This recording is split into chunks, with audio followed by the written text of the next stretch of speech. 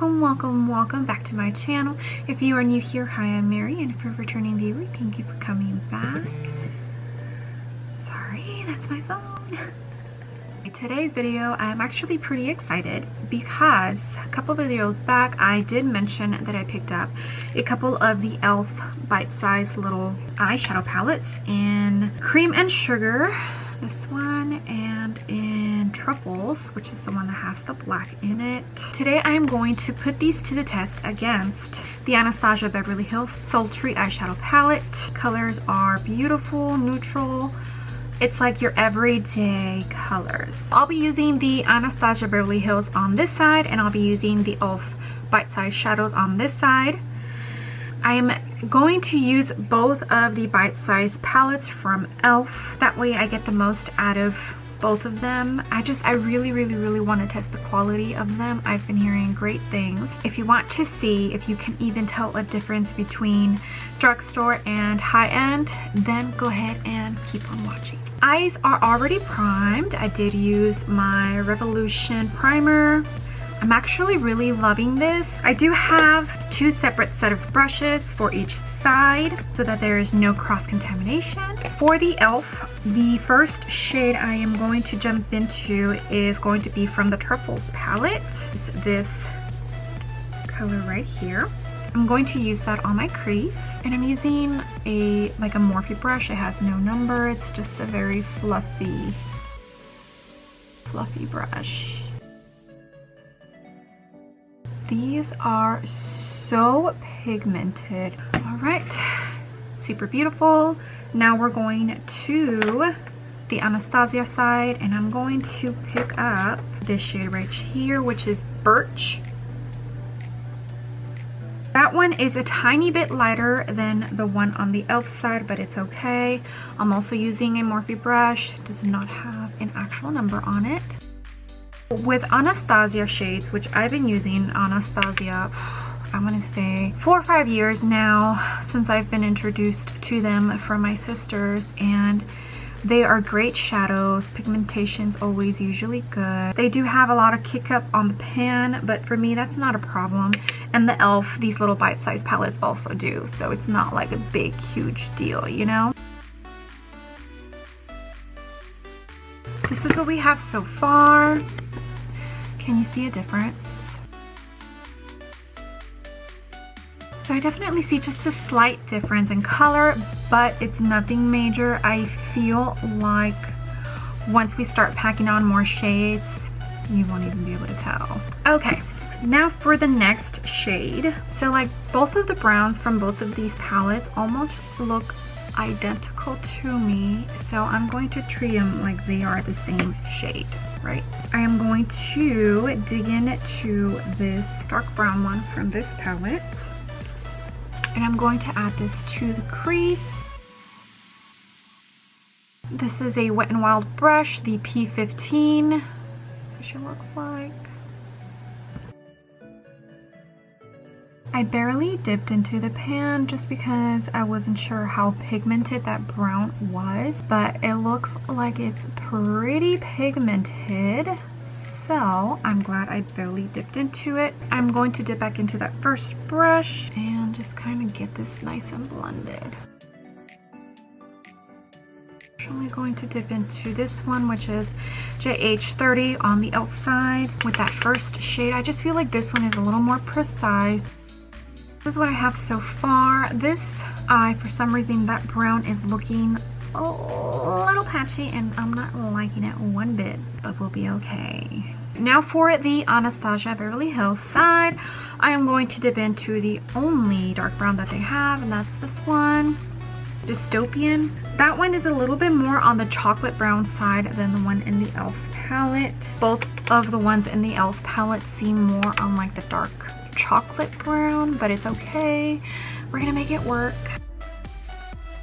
Okay, but they look pretty much identical. Okay, right off the bat, for sure, the Anastasia brown is blending a lot easier and more buttery than the e.l.f. side. I'm kind of just going back and forth between the dark brown and the transition shade. That's what I always do. I did the same thing with this one off camera just to kind of get the blending nice and beautiful. All right, this is what we have so far. Now we're going to dig into the black on both sides, and I'm going to use a Morphe brush. That's what they both look like. I obviously want to make sure I get a nice and precise because it's black. This is the Morphe 506. They're essentially the same brush, it's just this one is part of the Jaclyn Hill collection, so it has a different number on it. But the Morphe M506, they're the same brush. Now the black in the e.l.f. side does have a little bit of like shimmer, like micro glitter in there, but I don't think that's going to be a problem, honestly. I'm going to focus this on the outer corner and just kind of keep it there. And I dipped very lightly into it. You can always add more, but you can't take away. Pretty pigmented black. Going to go back with the brown, just so everything's nice and blended. You gotta blend, guys. Blend until your arm falls off. Now I'm going to pick up Noir from the Anastasia Beverly Hills palette. It's just a black. That one has no glitter particles in it. And I'm picking the other Morphe brush. And I'm going to focus this one on the outer corner as well. I also barely tapped into this, and let's just say the e.l.f. one is a little more pigmented with barely tapping into it than this one.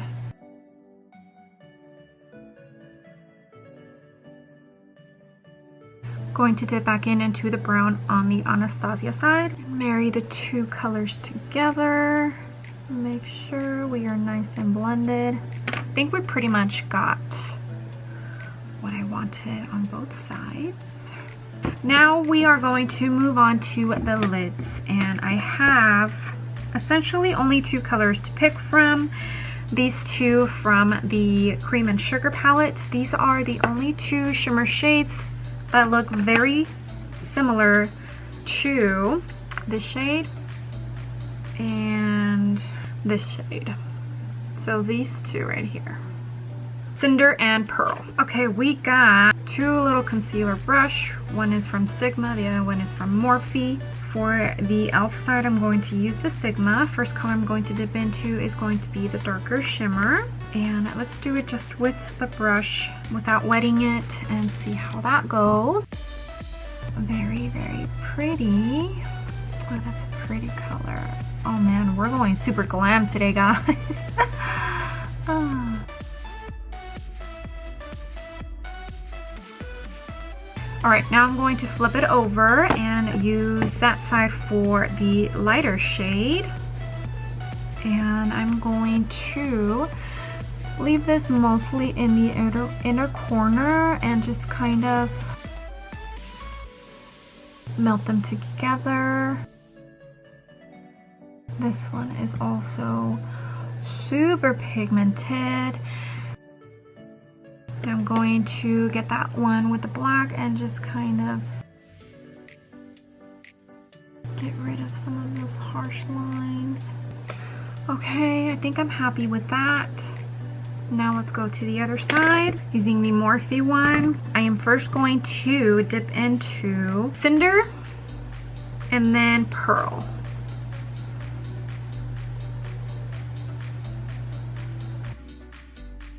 And I went in with a totally dry brush as well. See if it still performs as great without it being wet. And it seems like it is. Alright, now I'm going to flip it and dig into that other shade, Pearl. Go from the inner corner. So I definitely feel like the shimmers on this side have a little bit more of a punch than this side. What do you guys think? I just kind of feel like this one is like lackluster, and then this one, they're shining, right? Dipping into the black from the Anastasia. I just feel like this eye looks better than this one. You know what? Let me spray the darker one. And I'm going to dip into Cinder and see if that makes it pop just a tiny bit more, because by itself, it's just not doing it. It did nothing. Okay, let me bring you up close. Elf side, Anastasia side. This one to me just, there's more sparkle. I don't know. What do you guys think? Okay. Now all I'm going to do is for the lower lash line, I'm just going to dig into those first 3 colors on both sides, and I'll give my final thoughts.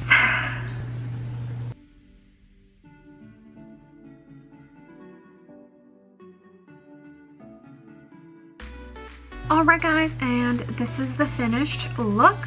Went ahead and finished up everything. Eyelashes, eyebrows, lips, highlighter, blush. Let me bring you in closer so you can see the difference between the 2 eyes. Okay, so this is the e.l.f. side with the 2 bite-sized palettes, Truffles and Cream and Sugar.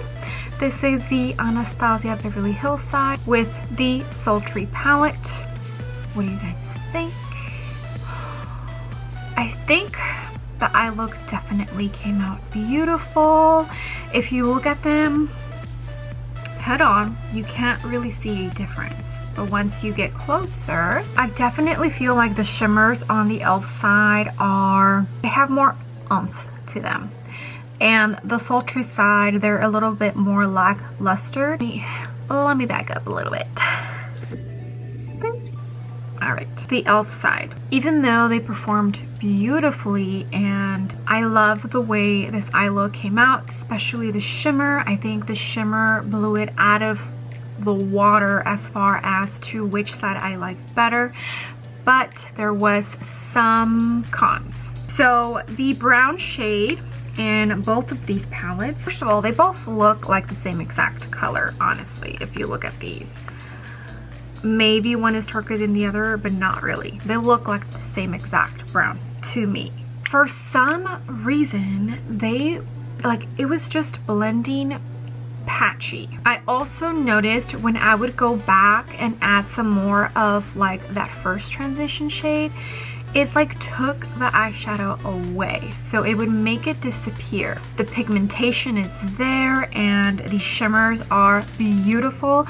It still does have its cons to it, and you can definitely tell that these are not high quality shadows. Now for the Anastasia Beverly Hills side, this palette is what, like $48 I think? Or 52, I don't know. I'll put the price down here somewhere. All of the shadows performed beautifully. They blended like butter. Every color in here is just beautiful. I love this palette. It is a gorgeous palette, but the shimmers, I feel, and it could just be because of the time that palette was made in. The shimmers from when that palette first came out to now, completely different person. 180. Just the shimmers aren't as shimmery as I wish they would be. The main point of this video is I wanted to show that you can create a high super glam and look with these little bite-sized shadows that e.l.f. Cosmetics came out with. Times are so tough right now, and I know that a lot of people are on budgets. So say you are eyeballing an eyeshadow palette and you just cannot afford it right now. Well, if some of the colors that are in that eyeshadow palette are similar to any of the colors in the little bite-sized e.l.f. eyeshadow palettes, then I definitely think it's worth checking these out. So it's not a complete replacement, but I definitely think it is a very good and beautiful alternative for when you are really on a budget. Well, I hope you loved this video. I had fun. I always have fun when I do comparisons. It just reminds me that just because you pay a higher price for something, it doesn't necessarily mean it's better quality. Thank you so much for being here. I appreciate every single one of you. I really do. I would love it if you give this video a big old thumbs up and joined my small YouTube family. We are slowly growing. If you have any suggestions, please leave them down below. I would love to hear your suggestions of what kind of videos you want me to make. Well, I will see you on the next video. Bye!